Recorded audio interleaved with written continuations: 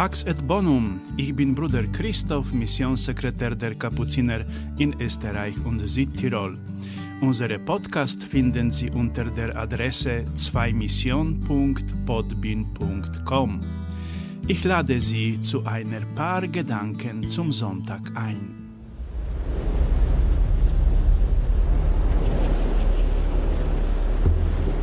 Liebe Schwestern und Brüder, der Herr gebe euch Frieden.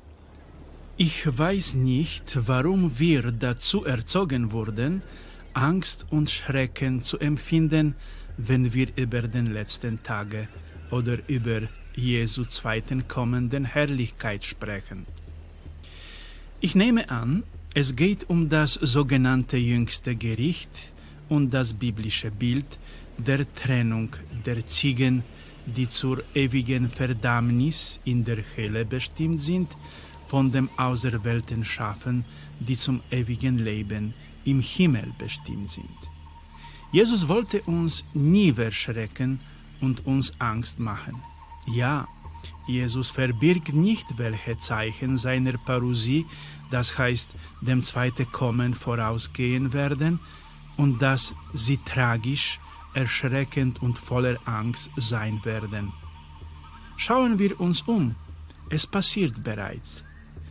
Jesus' Punkt ist jedoch, dass wir uns auf unser Leben und unsere Treue zum Evangelium konzentrieren sollten, damit wir ruhig und fruchtlos auf den Tag der Herrlichkeit Jesus warten können. Sollte es beängstigend sein, auf Gottes Königreich zu warten? Natürlich nicht. Es ist der Herrscher der Finsternis, der alles tun wird, um uns mit dem Verlangen nach ewigem Leben zu stören. Er ist sich bewusst, dass dies seine letzten Tage sind, denn mit der Wiederkunft Christi wird Gottes Königreich auf Erden kommen. Es sind nicht Umweltschützer, die den Planeten Erde vor der Zerstörung retten, sondern die Realität des himmlischen Königsreichs. Am Tag des zweiten Übergangs wird es keine Zerstörung der Erde geben, ganz im Gegenteil.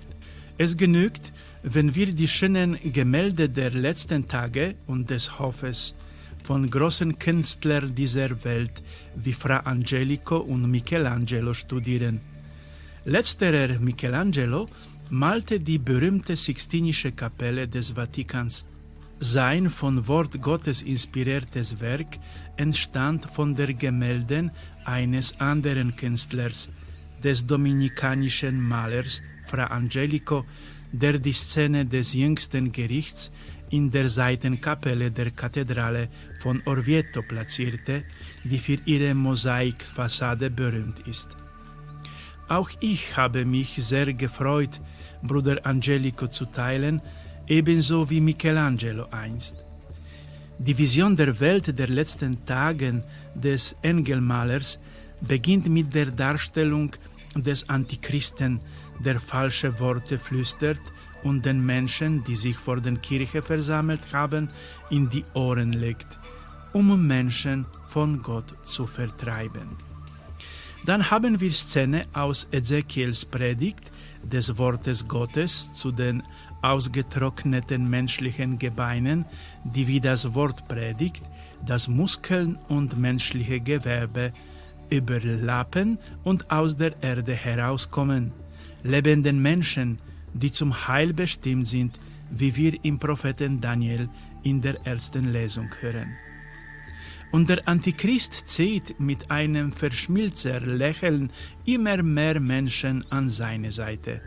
Es ist interessant, dass sich in der Menge dieser Leute Dunkelengel der Dunkelheit befinden, als ob sie die Atmosphäre des Interesses an den Antichrist anheizen würden. Und wer ist der Antichrist? Der Antichrist ist ein Christus-ähnlicher Mann, der Menschen betrügt. So wurde schon in der Renaissance vermutet, dass der Mensch ein Gott für sich ist. Und darum geht es in den trügerischen Gefühlstern von Bruder Angelico Antichrist. Im Fresko sehen wir, wie alle, die wieder zum Leben erweckt sind, nur auf Richtung Jesus, den wahren Messias, zu steuern. Vor dem Fresken von Fra Angelico entstand Michelangelos großes Werk aus der Sixtinischen Kapelle in Vatikan. Aber gehen wir zurück in unsere Zeit. Es geht nicht darum, die letzte Zeit und die ihr vorausgehenden Zeichen zu fürchten. Wir haben keine Angst vor dem jüngsten Gericht, denn dieses Gericht bestätigt nur die Wahl, die wir in unseres Leben getroffen haben. Heute geht es darum, die richtige Haltung, eine Haltung ohne Kompromisse mit dem Bösen einzugehen. Jesus sagt, Gesegneten sind die, die bis zum Ende ausharren. Wir müssen diese zeitlosen Werte bewahren, die Werte des ewigen Lebens, die uns durch das Evangelium Christi gebracht werden.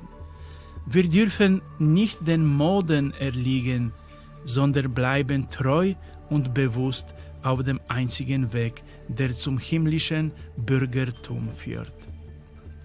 Die Endzeit ist unsere Zeit, und lass uns laut und fruchtlos darüber reden. Sie müssen sich fragen und schauen, in welcher Gruppe ich stehe und welche höre ich zu, Christus oder Antichrist. Wenn ich auf Jesus höre, habe ich nicht zu fürchten, als sehnsüchtig auf das himmlische Jerusalem zu warten. Wenn ich der Stimme des Antichristen näher bin, studiere die Fresken von Michelangelo und dann wirst du sehen, was mit dir passieren wird. Wir werden nächsten Sonntag über die himmlische Staatsbürgerschaft sprechen. Dann werde ich dir auch sagen, was orthodox Mithrastva sind.